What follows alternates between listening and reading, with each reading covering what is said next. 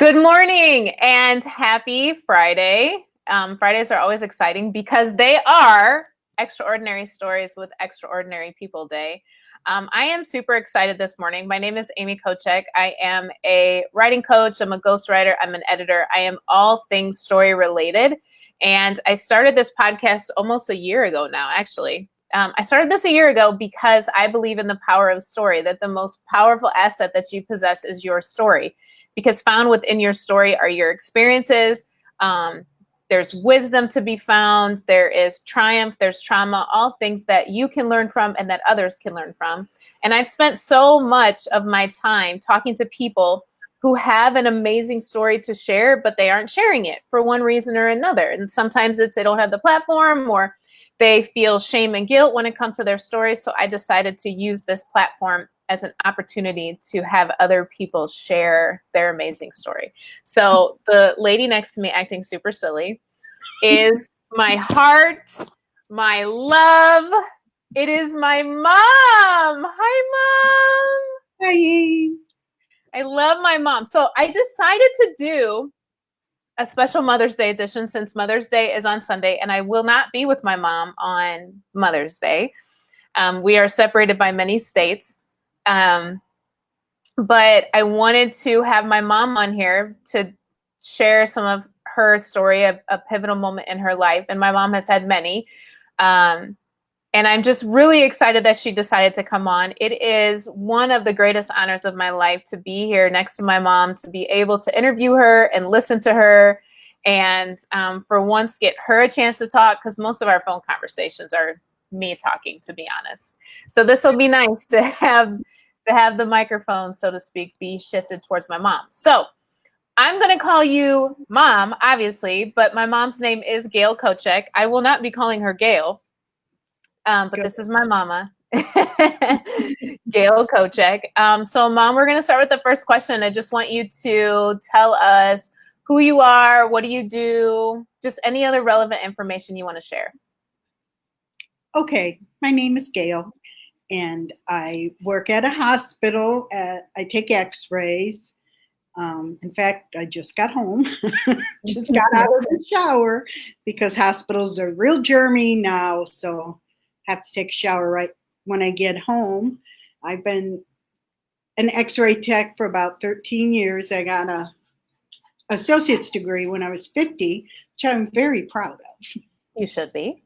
And I've got 3 children who I'm also very proud of. That's wonderful. What do you do in your free time, Mom? I like to do jigsaw puzzles.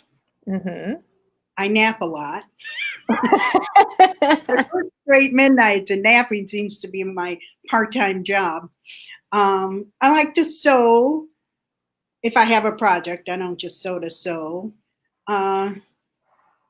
I watch some stuff on TV. Yeah. Just to give a little bit of context, my mom is a master sewer. She does not sew anymore, but she was responsible for many of me and my sister's matching outfits for many years. And she still helps my sister, who caught the sewing gift. I was not as gifted. You caught the cutting gift. Yeah. I remember when my mom used to be a Sunday school teacher, and every time she would have crafts, I would ask my Mom, can I help?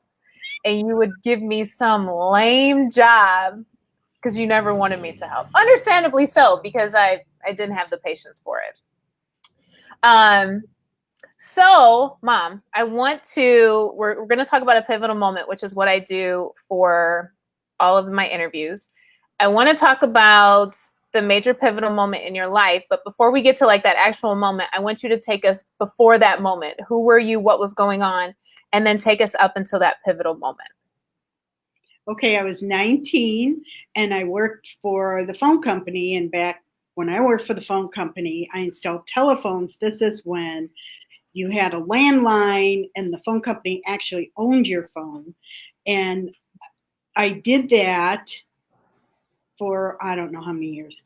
And I had gone on vacation to see a high school friend, Kay, who actually is still my friend. Mm-hmm. She lives in Houston. So I went down to see her, and I wanted to I wanted to be wild. I wanted to do things, that I never did before. And you just think everybody else is always having so much fun, and I'm not one of those people.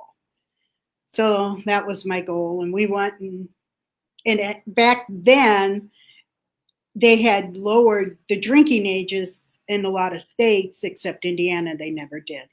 So I think it was 18 in Texas at the time. So we went to bars, and I'd never been to bars. And I thought, this is the coolest thing under the sun. Uh-huh. It wasn't, trust me.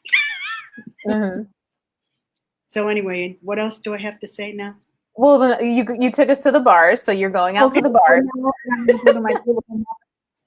So anyway, I'm with my friend Kay, and there was some guy there, and I didn't like him or nothing, but she convinced me that I should sleep with him, that it would open me up and open up my understanding or something. I was a virgin. I don't, you think you say such stupid things when you're young. So this is gonna be hard to say because you're my daughter, but I know it's gonna be hard to hear. yeah. So anyway, we went back to her apartment, and he was gross, and and we sort of had sex, and it was not a fun experience. So FYI, for anybody who wants to know, you can get pregnant on your first time, because I got pregnant.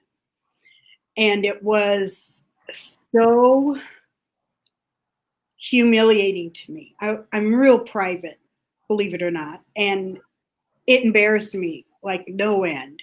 And it was a different time. This was he was born in 1977. So I got pregnant in 1976. So it's a totally different time than now. And telling my mother, oh my goodness, I didn't even have a boyfriend. I was so scared to tell her. And I took her out to eat Ponderosa. And afterwards, I'm in the car, and I'm sick the whole time. I'm thinking, why did you do this? Because I'm so nervous. I can't even enjoy eating. And I told her, and she was so shocked. And it was just 9 months of not fun. Fortunately, I had a good job. So I had insurance, and they paid for it. I did. My mom was a strict Catholic, and she told me, Gail, I think you can get an abortion. She was so freaked out herself that she thought it was okay. And I mean, they still teach against abortion, the Catholic Church. Well, I went, and back then it was not even legal in Indiana. So I went to Illinois, to Chicago, and they would only do it up to like 4 or 5 months. I can't remember. And they said I was farther along than I was. And I said, I know when I got pregnant, so no, you're wrong. So I would have had to fly to New York to get an abortion at that time. And there's no way I'm doing that. So I ended up having the baby. And there's many reasons I'm very thankful I did that. One, I don't. Wait. Okay. I don't want to interrupt you, but I want to go back really quick, because I want you to take us through the moment when you're realizing something's up and you could be pregnant, to discovering that you are pregnant. What's going on with you emotionally? Like, how does that begin to progress? Because obviously the actual first time is not fun, but you didn't think maybe for some people. Yeah, but you didn't think that would be something that was so significant. When did you get to the point of thinking something is up and there might be this idea that you could be pregnant? And then how did you feel?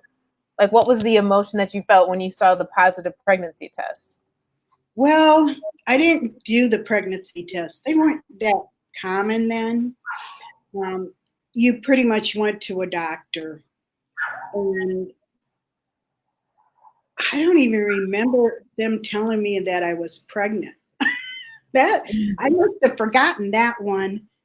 But I would say I just pretended it wasn't true until it really was. They said, you're pregnant. And then I knew, okay, you can't pretend anymore. You can't bury your head in the sand and it goes away. It just doesn't. Yeah. Did you ever think about contacting the guy and telling him? I didn't even know his last name. He didn't even live in Texas. So, no. Yeah. So then once you get to the point of um, you tell your mom, Hmm. and then you kind of embrace the fact that you are in fact pregnant, what's going on with you with the 9 months that you are pregnant? Like, how are you processing through that your life is about to drastically change? You're about to be a mom. Like, what's going on in your head during that time period? Well, I kind of vacillated. I was going to have him adopted. So I had gone to what they called Catholic services back then. They would adopt out babies. But I really, I said I was going to do that, but it was kind of like more bury your head in the sand, don't think about it, and maybe it'll go away and you don't have to think about it. I kind of pretended a lot, although you really can't pretend you're not pregnant when you're pregnant. It's not real easy to do, but I tried. I kind of ignored it. I worked up till about 8 months, I think, and then I had to quit because it was just too hard. Did you feel like you were becoming acclimated to the idea of being a mom? Was that like something that you were No, starting? I didn't go there. Why? I don't know. I guess it was just, it was different. Like when I had you guys, you think about being a mom, you anticipate having that baby, you kind of bond with them. I don't think I bonded all that much with that baby. Kevin was his name. I didn't really bond with him. I did. We're kind of like pretending together. I mean, I knew he was there and he moved and all. But it was like we were just ignoring each other. I don't know if Yeah. he was ignoring me, but I was ignoring him. Yeah. Plus, it's So, been a long time. He would have been 40 some years old. I have to do the math. He'll be 43 this month, in fact. wow. So he was born in May. You're right, the 29th. No, wait, Okay, the so 19th. I got the Holy Ghost on the 29th. okay, so May 19th he was born. Mhm. Take us up into the point of him being born, like the preparation of going into labor and all that. Well, I had a 30-hour labor. So my well, who took me? I can't remember. My sister, my mom was there, my dad was there, and then my sister was there. I think my sister Sherry took me, and then it was really long, and she got a sore throat. So then my mom came, but I made her go home because she was getting sick. And then my dad came, and actually, my dad was really good. And I Mm-hmm. think partly because my mom had 7 kids, so this is old stuff to him. He was Yeah. really good. So if you ever get pregnant and you somebody, although he's getting a little old for that, he's really good Mhm. about it. And then my Aunt Diane came when I actually had the baby. It was my Aunt Diane. So I kind of went through a lot of people. So during the 30 hours of labor, do you know that anything is wrong, or is this just like a normal labor? It's taken a long time, but no, I had no clue that there was something wrong. No clue until he was actually born. So take us to once he's born and what goes on with the actions of that and how you feel. Well, just so you know, the labor is terrible, but actually giving birth isn't as bad to me as labor. But anyway, I have the baby, and the doctor says, don't look, don't look. And then they told me he's just going to die. Sometimes you regret not looking. My sister looked and she said he looked pretty bad. So maybe, I don't know, whatever. I don't know what would have been the best thing. You can only do it one way. So he said that, the baby had water on the brain. So his head was big, which is part of what was causing the long labor. And then he had spina bifida. His spinal cord was outside the body. Um, It's not totally outside because you're going to have skin, I believe, is covering it. But whatever, he would have been paralyzed. And He lived for 15 minutes, and I was like total shock. And I just couldn't believe that that's what had happened. But What were you doing in that moment? Like for just, the 15 minutes? well, they took me to recovery. He wasn't with me. I wasn't with him when he passed away. If I don't know, maybe it would have been better to be with him. I don't know. Back Yeah. then, they did a lot of things different. Your feelings weren't really important. And I really don't know what I was feeling anyway. What do you mean by that statement? Feelings really weren't important.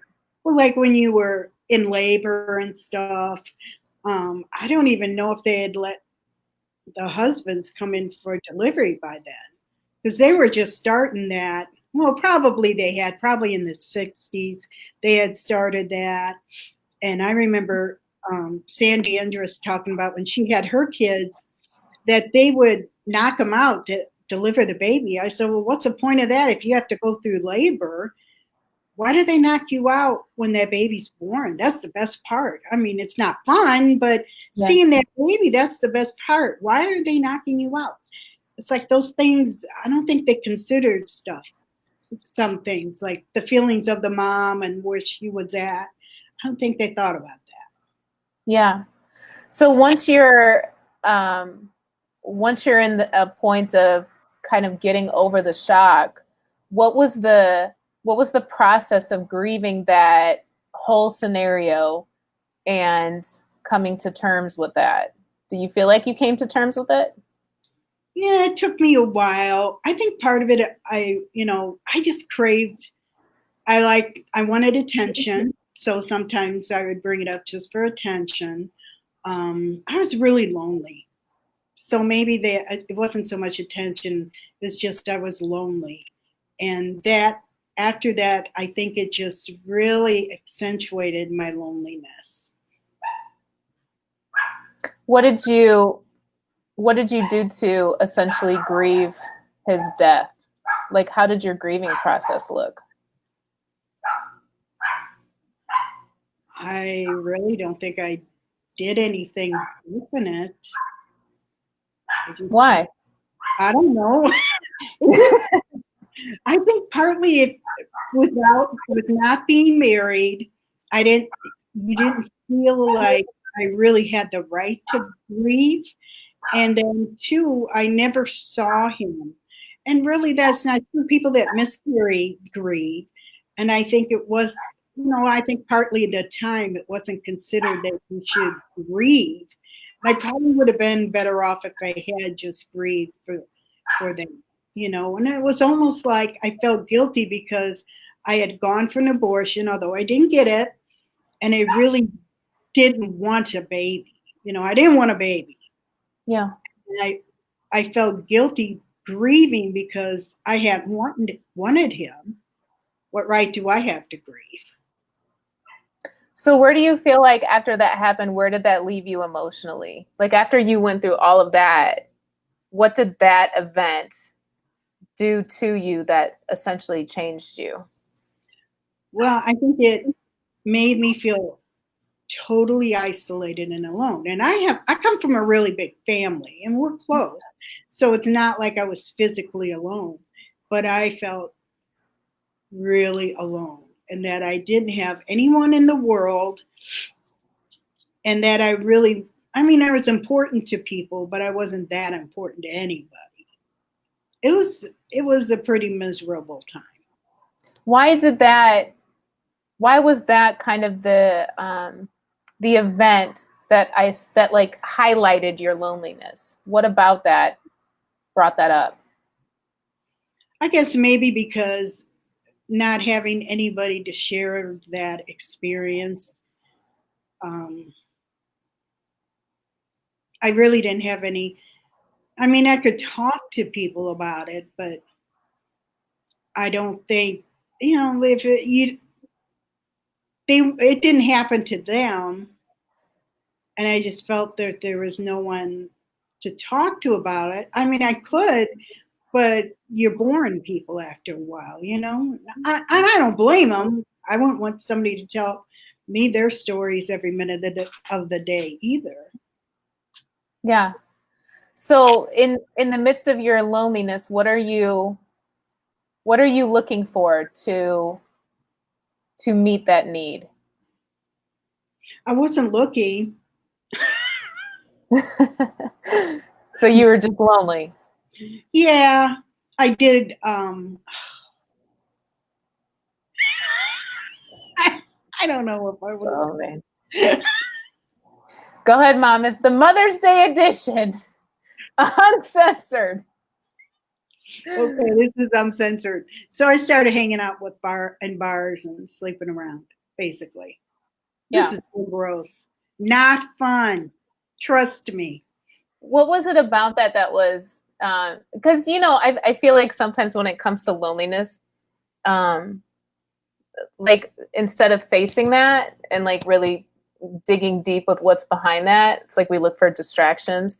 So what was it about the going to bars or having random sex? What was that was feeding the loneliness? I think you pretend that somebody cares, that you care for somebody too. Because I didn't care for those men either. I mean, I don't remember any of their names.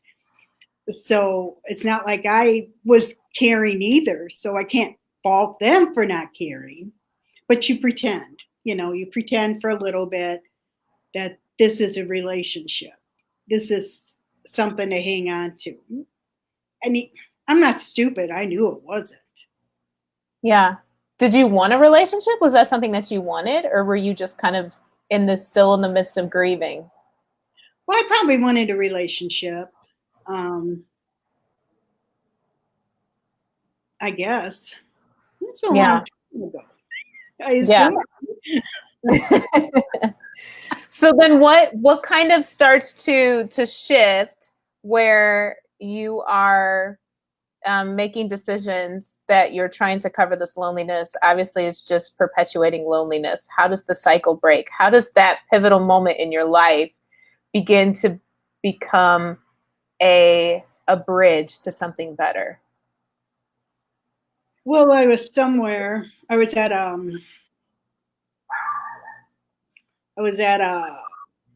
my cousin's eighth grade graduation, and my uncle asked me if I wanted a drink, and I said no, because my brother was there, and I was embarrassed Mm-hmm.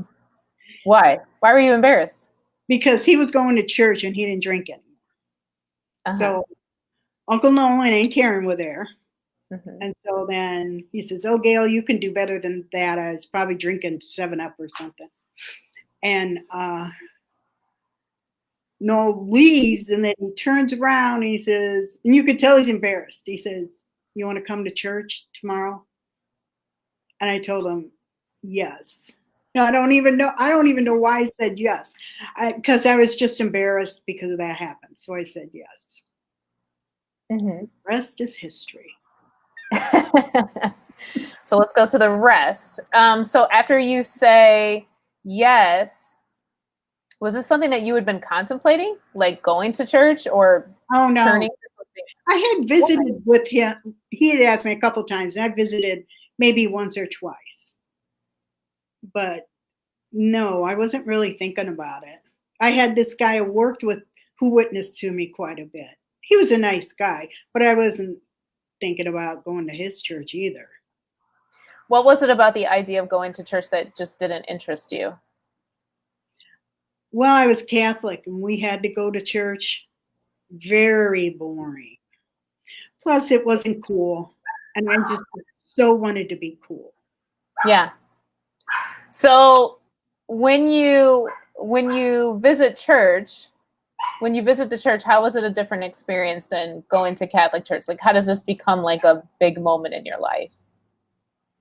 Well, when I went to church that next morning and my sister in law Karen says, I was very crabby. No surprise there. So, anyway, God got a hold of my heart, filled me with the Holy Ghost. I was baptized, and it just felt like I belonged somewhere. And not that I it was a million friends and everything was wonderful, because you're still living, and I did get friends there. I'm not saying I didn't, but just knowing that no matter how bad things get, because things have gotten bad in my life since, that I've always got that friend, that Jesus is always there, that I can always count on him. And sometimes when it seems like he's not even listening, I know I can pray and he's there. He's really listening. And I've never had that feeling before. And it just unimaginable, the peace that gives you. And I'm telling you, I've done some stupid things since, and things I wish I hadn't done since. But I've always got someone I can go to and someone I can depend on. I'm 64 years old, and my days aren't as long as as they were 30 years ago. I'm getting close. You have at least 30 more years. We've got 30 more years. I see people at that age. I don't know if I want to get that old. But he's going to be with me till the end. And I just love that thought. You can die anywhere and Jesus will be there. Mm-hmm. So I want you to, well, first of all, obviously the situation itself is not something that you celebrate, but do you feel like that moment in your life became necessary for you to make a change? Yes. Why? Because I don't know, I probably would have found somebody gross. Some trailer park children. Addicted to amphetamines. I wouldn't have started smoking because I hate to smoke. I might have been drinking beers and sitting in my trailer. I just couldn't stand it. I guess it would have been way too much. Mm-hmm. And just for purely the medical sense, spina bifida, I found out, runs in my family. I have a cousin that was born with it a couple years later. Everybody take their folic acid. A preventative of neural tube defects. And just learning that little tidbit helped me too, just for my own sake. But I think it just changed my life. It set it on a course. I haven't arrived, but at least it's getting me there. Yeah. If you had to put one lesson that you learned through that whole scenario, what's like the one nugget that you can pull from that you say, this taught me this thing?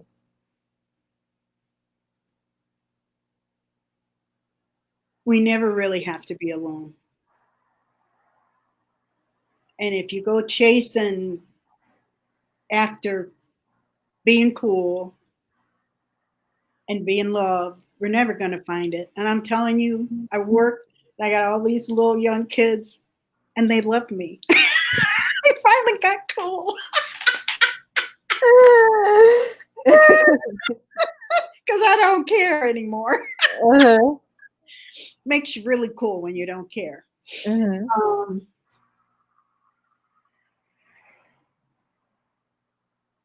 Don't chase after acceptance, and you just need Jesus to accept you, and that's just such a peace.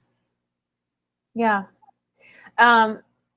What would you say to someone that may be in a similar situation, and the situation may be coming off of a really traumatic event, or the situation might be the feeling of just not belonging, like just feeling like they're in a world of people, but they're forgotten.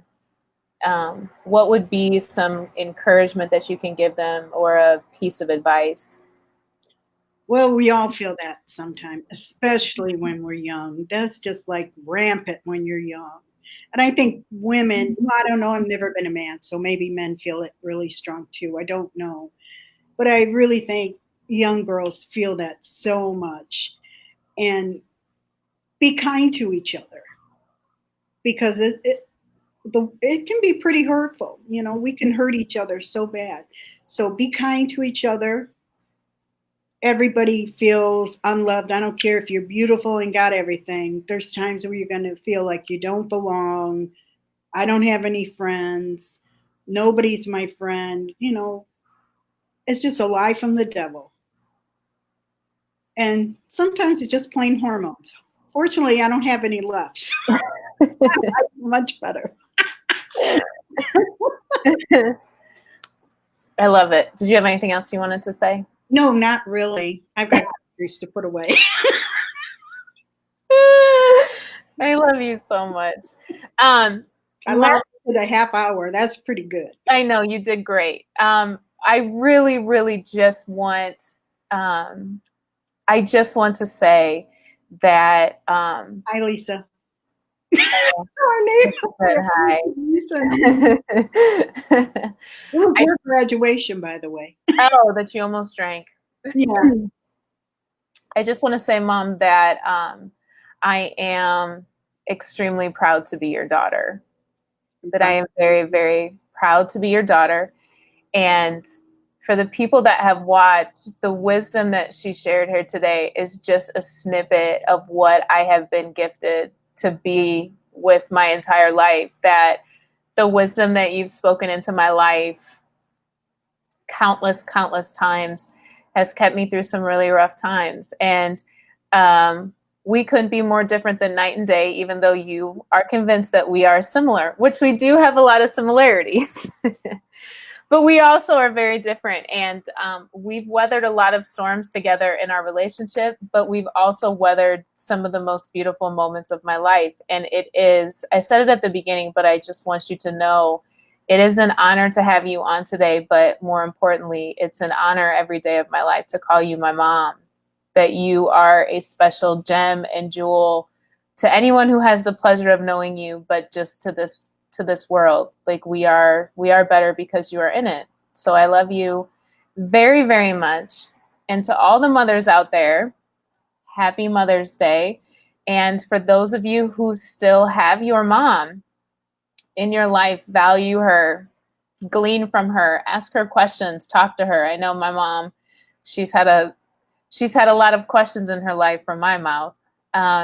But I love just hearing her talk. I love hearing her perspective on life and the things that she's been through. So thank you again, Mom. I so appreciate you. Can I close this thing? Not yet. Abigail went through a lot of trouble going over there, setting it up.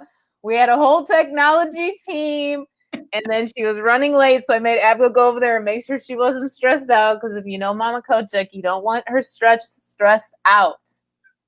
But stay on for a minute. To everyone else, I love you all. Thank you so much for watching. And once again, happy Mother's Day.